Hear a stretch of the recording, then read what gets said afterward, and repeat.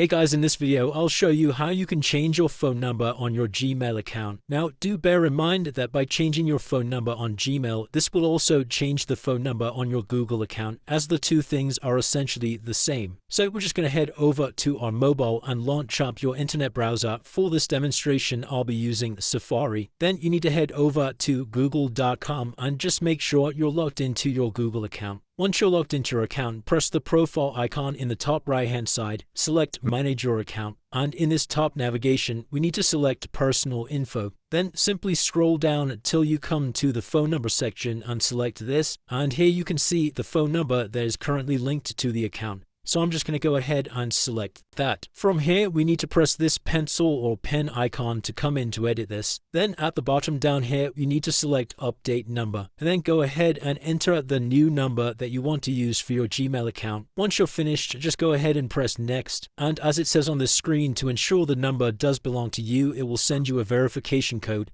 So just go ahead and press Get Code at the bottom. Then all you'll need to do is enter the verification code and click Verify. And congratulations, as you have now successfully changed your phone number. If you did find this video useful, then please consider dropping a like and subscribing. Until next time.